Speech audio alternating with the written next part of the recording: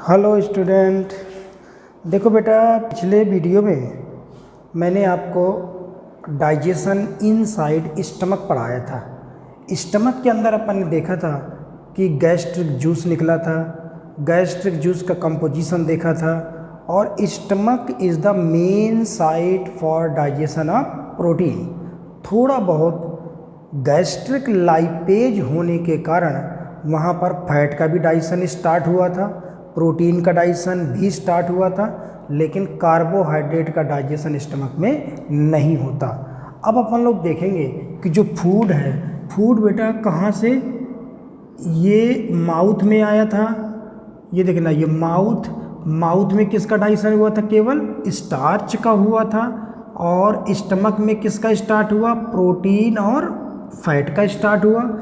इसके बाद फूड आएगा स्मॉल इंटेस्टाइन में, और स्मॉल इंटेस्टाइन के किस पार्ट में आएगा बेटा? ये डिओडिनम पार्ट। और डिओडिनम में आपको पता है कि जैसे फूड स्मॉल इंटेस्टाइन में इंटर करेगा तो यहाँ पर कई ग्लैंड्स मौजूद हैं। यहाँ पे लीवर था, तो लीवर से आएगा बाइल जूस, पेंक्रियास सिक्रीट करेगा पेंक्रियाटिक जूस, और खुद इंटेस्टाइन सिक्रीट करेगी इंटेस्टाइनल जूस। इंटेस्टाइन में कौन सी ग्लैंड थी बेटा? इंटेस्टाइनल ग्लैंड या क्रिप्ट ऑफ लिवर कुंस। तो जैसे फूड स्टमक से स्मॉल इंटेस्टाइन में आएगा तो इस फूड में 3 टाइप के जूस अटैक करेंगे। एक बाइल जूस आएगा, एक पेंक्रियाटिक जूस आएगा, और एक इंटेस्टाइनल जूस। ये तीनों जूस फूड पे अटैक करेंगे और फाइनली मतलब डाइजेशन की प्रोसेस कंप्लीट होगी। तो अब अपन को देखना है digestion inside small intestine. Digestion inside small intestine में देखेंगे डाइजेशन। और मैंने अभी क्या बताया कि स्मॉल इंटेस्टाइन में 3 टाइप के जूस अटैक करेंगे, बाइल जूस, पेंक्रियाटिक जूस और इंटेस्टाइनल जूस। तो सबसे पहले जो बेटा जूस अटैक करता है वो अटैक करता है पेंक्रियाटिक जूस। तो 3 तरह के जूस हैं। सबसे पहले हम देखेंगे कि पेंक्रियाटिक जूस किस तरह से फूड पे अटैक करेगा। तो देख रहे बेटा, जैसे फूड स्टमक से पास होके डिओडिनम में आया, उसको 3 टाइप के जूस मिलेंगे।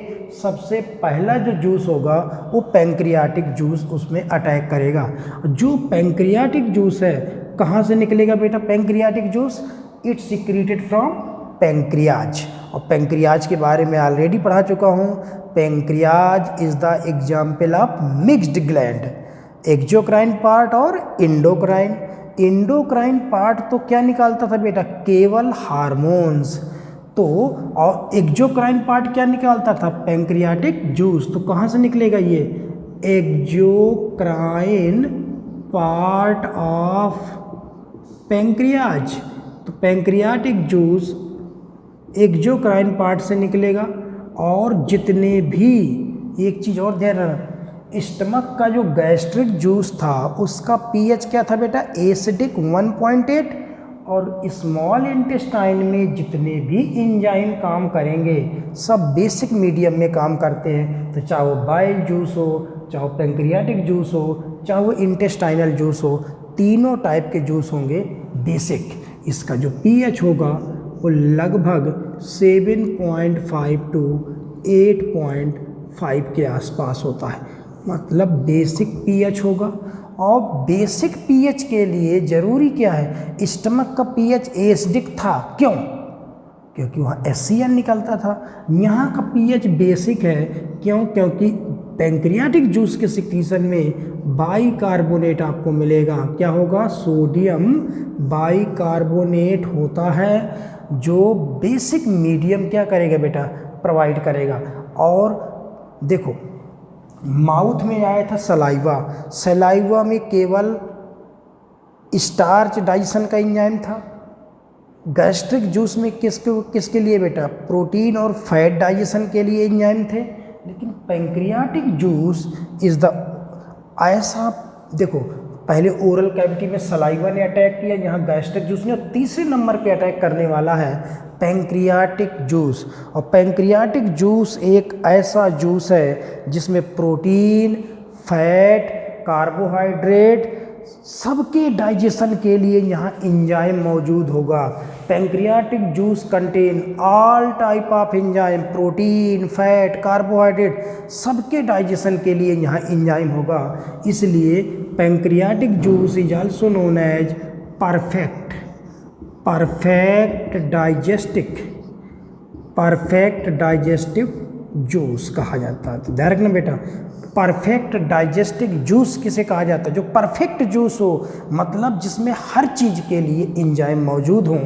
इसलिए पैंक्रियाटिक जूस में protein, fat, carbohydrate, nucleic acid सबके डाइजेशन के लिए एंजाइम है। So pancreatic juice is known as perfect digestive juice. अब देखना, जो पैंक्रियाटिक जूस आया, पैंक्रियाटिक जूस बेटा कहाँ से निकला? एक्सोक्राइन पार्ट ऑफ पैंक्रियास से निकला। और मैंने आपको बताया था कि पैंक्रियाटिक जूस को सिक्रीट करने के लिए एक्सोक्राइन पार्ट में जो सेल्स मौजूद थी उनका नाम क्या था, याद है? पैंक्रियाटिक एसिनी। क्या नाम था? पैंक्रियाटिक एसिनी। अब जो पैंक्रियाटिक जूस होगा उसमें कितने एंजाइम होंगे, कौन कौन से एंजाइम होंगे, उनके बारे में अपन लोग बात करते हैं। तो pancreatic juice contain various type of enzyme. जैसे हम बात करें, सबसे पहला एंजाइम होगा यहाँ ट्रिप्सिनोजेन। कौन सा? ट्रिप्सिनोजेन। एक एंजाइम आपको मिलेगा ट्रिप्सिनोजेन एंजाइम होगा। अगला एंजाइम होगा काइमोट्रिप्सिनोजेन। ट्रिप्सिनोजेन। तो एक एंजाइम होगा यहाँ ट्रिप्सिनोजेन, दूसरा होगा काइमोट्रिप्सिनोजेन, और तीसरा एंजाइम होगा प्रोकार्बोक्सी पेप्टाइडेज। तो ये तीन एंजाइम देख रहे हो आप। पैंक्रियाटिक जूस में कई एंजाइम हैं, ट्रिप्सिनोजेन, काइमोट्रिप्सिनोजेन और प्रोकार्बोक्सी पेप्टाइडेज। ये जो तीनों एंजाइम हैं, ये तीन एंजाइम किसके डाइजेशन के लिए हैं बेटा? For digestion of protein. तो क्वेश्चन आए कि प्रोटीन डाइजेशन के लिए पैंक्रियाटिक जूस में कौन कौन से एंजाइम हैं? तीन एंजाइम है, trypsinogen, chymotrypsinogen, procarboxypeptidase for protein. इसके अलावा और जो एक एंजाइम होता है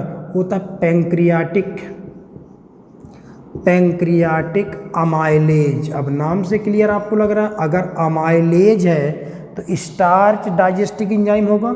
पैंक्रियाटिक अमाइलेज को अल्फा अमाइलेज भी कहा जाता है। क्या बोलते हैं? अल्फा अमाइलेज भी कहा जाता है। और ये किसके डाइजेशन के लिए होगा? For digestion of carbohydrate digestive enzyme in pancreatic juice. कौन है? Pancreatic amylase.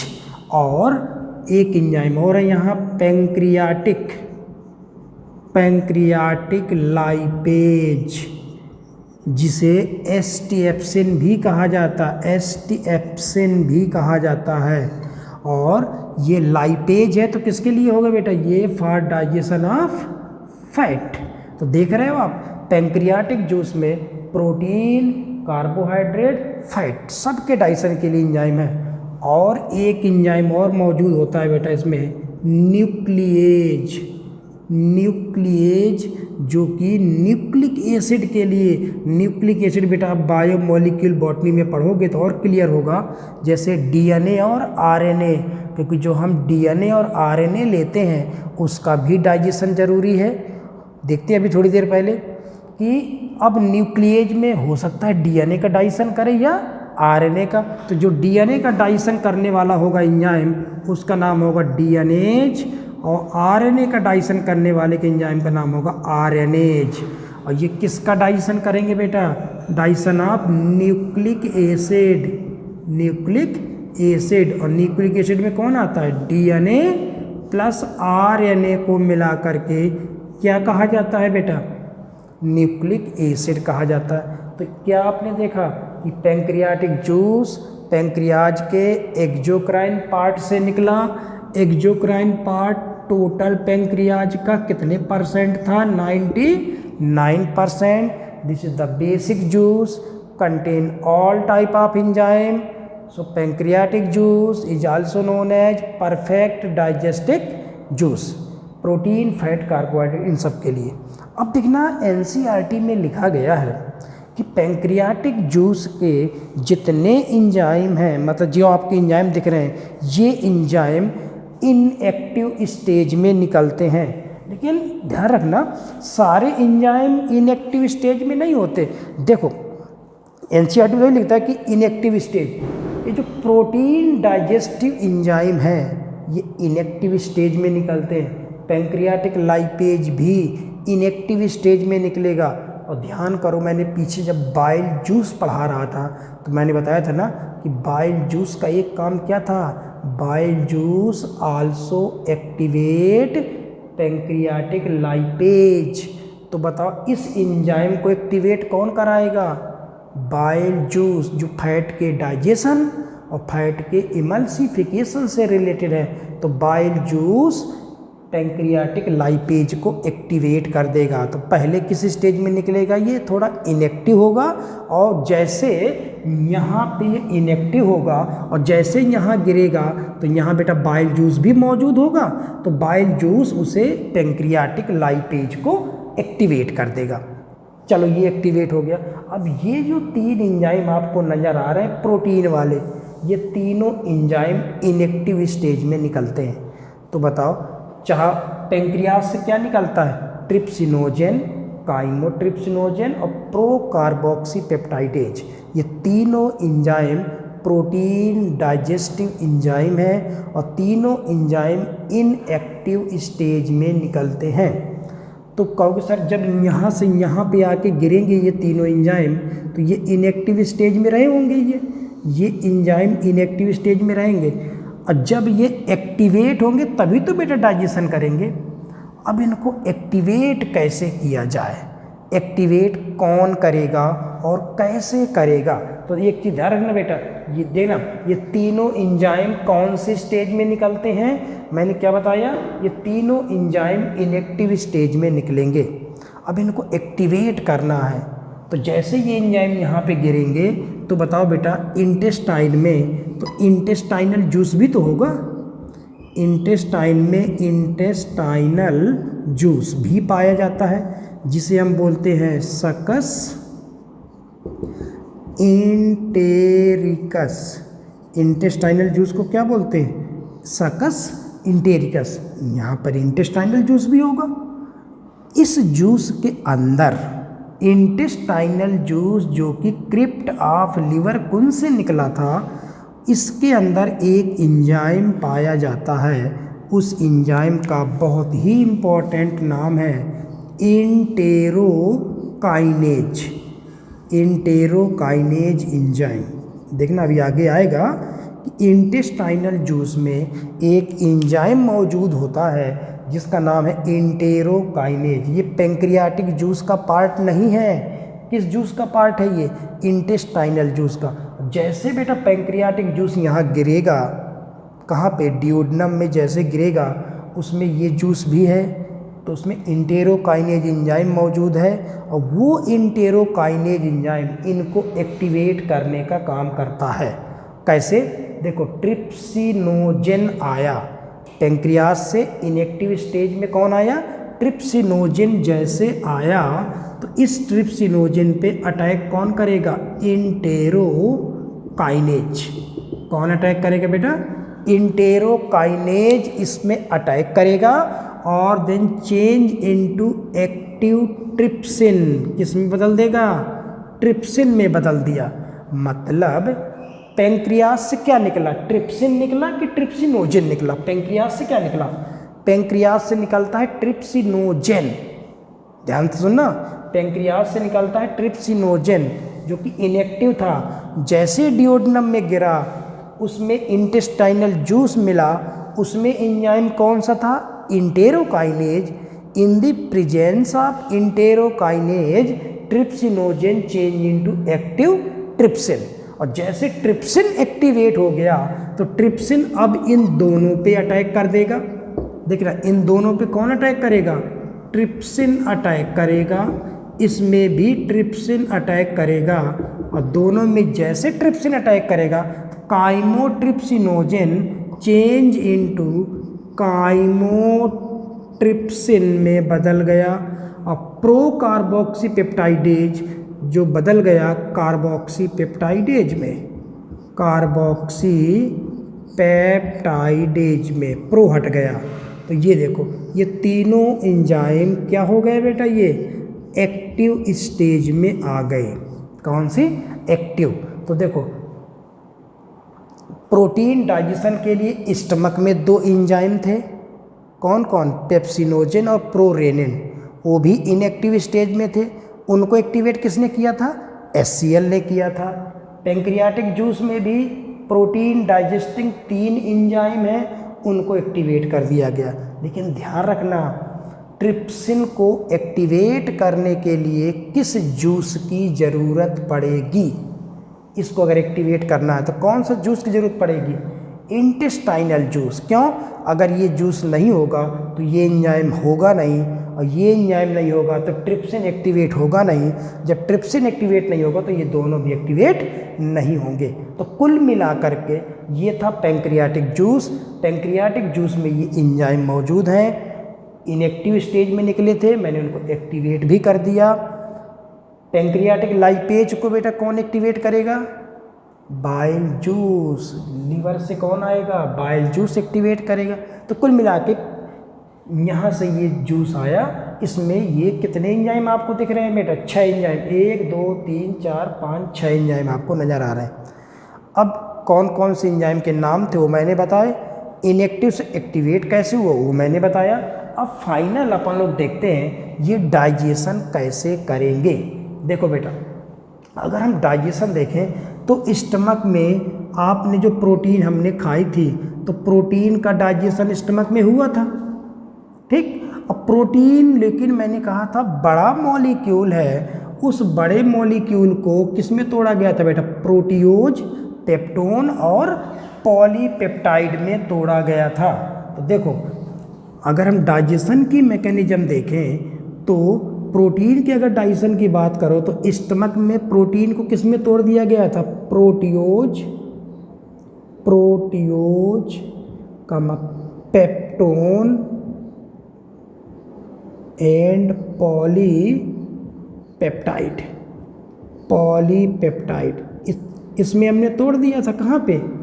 स्टमक में जो प्रोटीन हमने ली थी, प्रोटीन छोटे छोटे, बड़ा मॉलिक्यूल था तो छोटे छोटे मॉलिक्यूल में टूटा था, लेकिन फाइनली डाइजेशन नहीं हुआ था क्योंकि हमें तोड़ना इसको अमीनो एसिड में। तो प्रोटियोज बना था, पेप्टोन, पॉलीपेप्टाइड।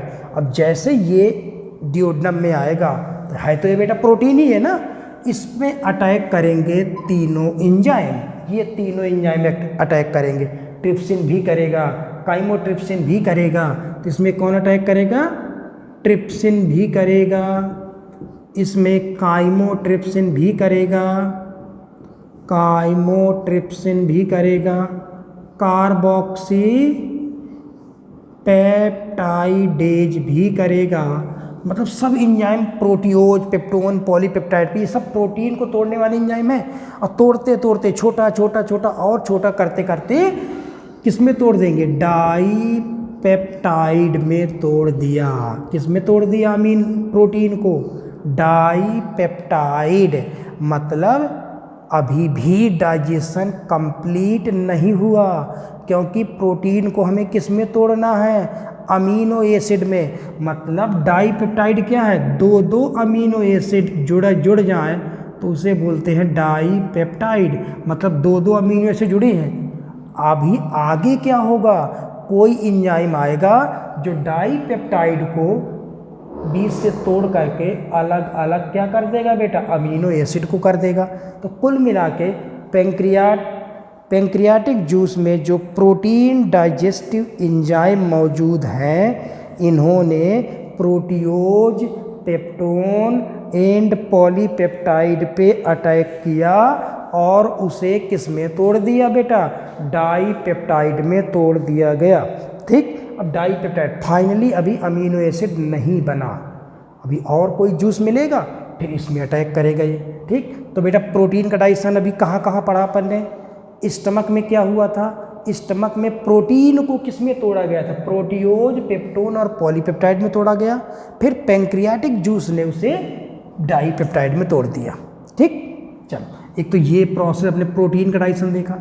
अब बताओ बेटा अगला एंजाइम आएगा पैंक्रियाटिक अमाइलेज, किसमें अटैक करेगा, स्टार्च। देखो अपन ने क्या पढ़ा था पीछे, स्टार्च मतलब पॉलीसैकराइड। स्टार्च कौन है बेटा, पॉलीसैकराइड है ये। और देखो पॉलीसैकराइड हमने लिया था तो जैसे हमने माउथ में जब लिया था तो 30% डाइजेशन कहाँ हो गया था, माउथ में हुआ था ना। स्टार्च का 30% डाइजेशन कहाँ हुआ था, माउथ में। तो कितना परसेंट बचा होगा बेटा, ये 70% बचा ना। 30% तो माउथ में ब्रेक डाउन हो गया था, 70% जो स्टार्च या पॉलीसैकराइड बचा। क्यों, क्योंकि स्टमक में तो स्टार्च का हुआ नहीं था। अब स्टमक के बाद जैसे ये कहाँ पहुँचेगा बेटा, ड्यूोडेनम में आएगा तो इसे कौन मिलेगा, पैंक्रियाटिक अमाइलेज मिलेगा, जिसका नाम है अल्फा अमाइलेज। अल्फा अमाइलेज ये इस पे अटैक करेगा और अटैक करके तोड़ देगा, डाईसैकराइड बना देगा। डाईसैकराइड अभी आप बॉटनी में सब पढ़ोगे। डाईसैकराइड क्या होते बेटा, या तो माल्टोज, सुक्रोज, लैक्टोज। देखो पॉलीसैकराइड को पैंक्रियाटिक अमाइलेज ने डाईसैकराइड में तोड़ दिया, जबकि फाइनली किस में तोड़ा जाना है, मोनोसैकराइड में। मतलब आपने 100% स्टार्च जो लिया था, 30% स्टार्च को माउथ में टाइलिन ने माल्टोज में बदला था और 70% जो बचा उसको पैंक्रियाटिक अमाइलेज ने माल्टोज या सुक्रोज या लैक्टोज में तोड़ दिया। मतलब पैंक्रियाटिक अमाइलेज ने स्टार्च का डाइजेशन किया लेकिन कंप्लीट नहीं हुआ। अभी इनका डाइजेशन अभी आगे करेंगे। ठीक, अब देखो अगला एंजाइम आता पैंक्रियाटिक लाइपेज। ये बेटा किस में अटैक करेगा, फैट। किस में अटैक करेगा, फैट में अटैक करेगा।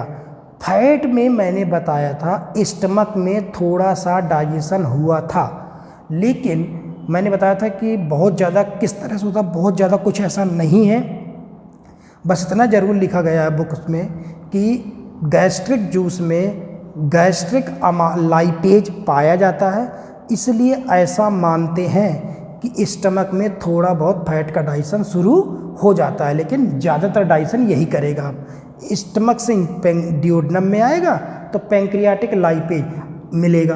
अब फैट जो बेटा हम लेते हैं, फैट तो बेटा कई तरह के होते हैं, कोलेस्ट्रॉल भी फैट है, फास्फोलिपिड भी फैट है। जो हमारी डाइट में जो फैट होता है वो मेन होता है बेटा ट्राइग्लिसराइड। ट्राइग्लिसराइड भी एक तरह का फैट ही है। जो हमारी डाइट में कौन सा फैट होता है ज़्यादातर, ट्राइग्लिसराइड होता है। और इसमें कौन अटैक करेगा,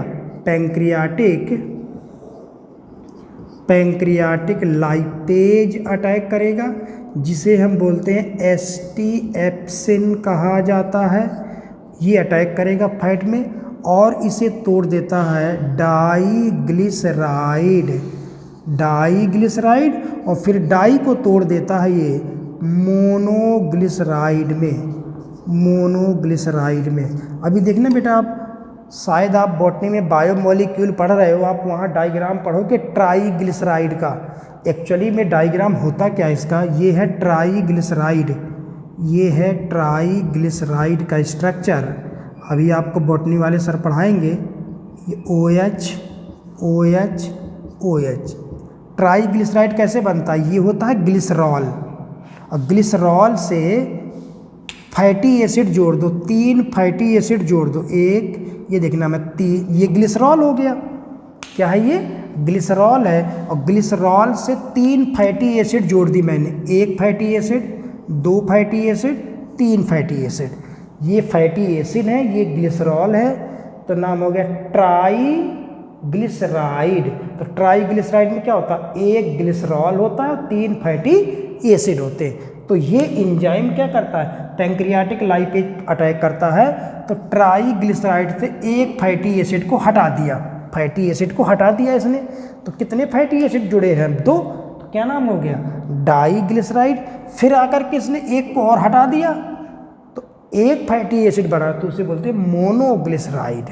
मतलब अगर आप ट्राई ग्लिसराइड को मोनोग्लिसराइड आपने बनाया तो कितने फैटी एसिड अलग हो गए? 2 फैटी एसिड अलग अलग हो गए ना। इसने मोनोग्लिसराइड तक इसको तोड़ दिया। फिर आगे अभी डाइजेशन कंप्लीट नहीं हुआ, क्योंकि हमें फैट को किस में तोड़ना है? फैटी एसिड अलग और ग्लिसरॉल अलग, क्योंकि अभी एक बॉन्ड तो जुड़ा ही है ना। तो आगे अभी देखेंगे कोई ना कोई जूस आएगा जो इसको भी तोड़ देगा। जैसे ये टूटेगा तो फैटी एसिड अलग और सारी ग्लिसरॉल अलग।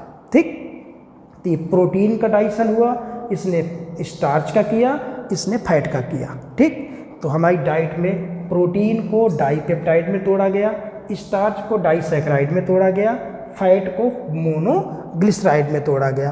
अब बेटा एक एंजाइम आता है न्यूक्लिएज, डीएनए और आरएनए। ये थोड़ा सा बेटा कॉम्प्लिकेटेड आपको हो सकता है लगे, क्योंकि अभी आपने बायोमोलिक्यूल चैप्टर पूरा नहीं पढ़ा है। देखो बेटा, न्यूक्लिक एसिड में चाहे वो डीएनए हो चाहे आरएनए हो, डीएनए हो या आरएनए, डीएनए या फिर आरएनए, इन दोनों को मिलाकर के हम बोलते हैं न्यूक्लिक एसिड। क्या बोलते हैं बेटा? Nucleic acid. और न्यूक्लिक एसिड पे अटैक करेगा न्यूक्लिएज। कौन सा एंजाइम अटैक करेगा? न्यूक्लिएज एंजाइम अटैक करेगा। और न्यूक्लिएज में अगर डीएनए पे अटैक कर रहा है तो उस एंजाइम का नाम होता है डीएनएज। अगर आरएनए पे कर रहा है तो नाम होता है आरएनएज। नहीं न्यूक्लिक एसिड लिखा है तो न्यूक्लिएज आप नाम लिख दो। अब जो डीएनए या आरएनए है, ये बेटा आप बायोमोलिक्यूल में पढ़ोगे, जब ये अटैक करता है तो बनता है न्यूक्लियोटाइड बनता है। क्या बनता है? न्यूक्लियोटाइड। अब ये समझ में नहीं आ रहा होगा बेटा न्यूक्लियोटाइड क्या है। देखो बेटा, जो डीएनए आपने पढ़ा होगा, डीएनए ये है, मान लो डीएनए लाखों न्यूक्लियोटाइड से मिलके बनता है। ये सपोज करो डीएनए है, अभी आप बायोमोलिक्यूल चैप्टर में पढ़ोगे, या डीएनए हो या आरएनए हो, डीएनए आरएनए, जैसे मान लो इस डायग्राम मैंने क्या दिखाया, 1 2 3 4 5 6 7 8 चीज़ें दिखाई। ये 8 छोटे छोटे स्ट्रक्चर से मिलके बनता है डीएनए या आरएनए। सपोज इसे बोलते हैं न्यूक्लियोटाइड। तो जो डीएनए किसका पॉलीमर है? ये पूरा डीएनए है, और ये एक पॉइंट क्या है बेटा? न्यूक्लियोटाइड। ये दूसरा न्यूक्लियोटाइड, तीसरा न्यूक्लियोटाइड। तो जब डीएनए लिया या आरएनए हमने लिया तो न्यूक्लिएज इसको कैसे तोड़ देगा? यहाँ से इसको ब्रेक डाउन कर देगा। ये देखो डीएनए किस में टूट जाएगा? न्यूक्लियोटाइड में टूट गया। अब एक न्यूक्लियोटाइड की अगर आप बात करो तो न्यूक्लियोटाइड बेटा 3 चीज़ों से मिलके बनता है। देखो हजारों न्यूक्लियोटाइड मिल करके डीएनए या आरएनए बनाते हैं। तो न्यूक्लिएज ने डीएनए आरएनए पे अटैक किया तो छोटे छोटे न्यूक्लिक एसिड हो गए, न्यूक्लियोटाइड हो गए अलग। अब जो न्यूक्लियोटाइड में क्या होता है, इसमें क्या होता है? न्यूक्लियोटाइड 3 चीज़ों से बेटा मिलके बनता है। बेस प्लस शुगर पाई जाती है इसमें, प्लस फॉस्फेट पाया जाता है। 3 चीज़ें मिल करके क्या बनाती हैं बेटा? न्यूक्लियोटाइड बनाती हैं। तो न्यूक्लियोटाइड में क्या होता है? 3 चीज़ें मिलेंगी, बेस, अभी आगे बताऊंगा मैं, base plus sugar plus phosphate, तीनों को जोड़ दो तो क्या नाम हो गया? न्यूक्लियोटाइड। अब बताओ ये तीनों चीज़ें अगर जुड़ी हैं तो इसका नाम है न्यूक्लियोटाइड। अब हमें आगे क्या करना है? इसमें बेस को भी अलग करना है, शुगर को भी अलग करना है, फास्फेट को भी अलग करना है। जब तीनों अलग हो जाएंगे तभी तो बेटा उसका एब्जॉर्प्शन होगा। तो पैंक्रियाटिक जूस ने डीएनए आरएनए को किस में तोड़ दिया, न्यूक्लियोटाइड में तोड़ दिया, लेकिन बेस शुगर फॉस्फेट को अलग नहीं किया गया। तो आगे अभी देखेंगे क्या कैसे डाइजेशन होगा। इतना काम कौन से जूस का था बेटा, पैंक्रियाटिक जूस। कहाँ से निकला, पैंक्रियास से निकला। Protein, fat, carbohydrate, nucleic acid सबके लिए एंजाइम है। इसने प्रोटीन का डाइजेशन किया, लेकिन अभी पूरा डाइजेशन नहीं हुआ। स्टार्च का किया, लेकिन इसका भी कंप्लीट नहीं हुआ, क्योंकि हमें तोड़ना है मोनोसैकेराइड में। फैट को किस में तोड़ा इसने, मोनोग्लिसराइड में। इसका भी हुआ, लेकिन कंप्लीट नहीं हुआ। और डीएनए आरएनए को तोड़ा उसने न्यूक्लियोटाइड में, तो ये भी कंप्लीट अभी नहीं हुआ। अब बेटा इतना तो मैंने पढ़ाया पैंक्रियाटिक जूस। जब पैंक्रियाटिक जूस अपना काम कर देगा तो अब इसमें मिलेगा नया जूस, कौन, इंटेस्टाइनल जूस मिलेगा। उसमें भी बहुत सारे एंजाइम होंगे। अब वो एंजाइम इस पे अटैक करेंगे, इस पे अटैक करेंगे, इस पे अटैक करेंगे और इस पे अटैक करेंगे। तो जैसे इंटेस्टाइनल जूस इसमें अटैक करेगा, फिर इसका आगे डाइजेशन होगा। तो कुल मिला के अभी मैंने 3 जूस पढ़ाए आपको डाइजेशन में। सलाइवा एक जूस जो केवल स्टार्च का कर रहा था, गैस्ट्रिक जूस जो स्टमक में था उसने प्रोटीन और फैट का किया था। आज मैंने पढ़ाया आपको पैंक्रियाटिक जूस जिसने सबका किया, लेकिन कंप्लीट किसी का नहीं हुआ। सबके लिए एंजाइम है, इसलिए इसे बोलते परफेक्ट डाइजेस्टिव जूस। अब आगे नेक्स्ट क्लास में पढ़ेंगे इंटेस्टाइनल जूस, जो इंटेस्टाइन से निकलेगा और आगे इसी को आगे फर्दर डाइजेशन की प्रोसेस कराएगा। तो यहाँ तक बेटा आप इसको देख लेना, पैंक्रियाटिक जूस को। नेक्स्ट क्लास में मैं आपको इंटेस्टाइनल जूस के बारे में पढ़ाऊँगा और फाइनल डाइजेशन की प्रोसेस अपन लोग देखेंगे। ठीक है बेटा, थैंक यू।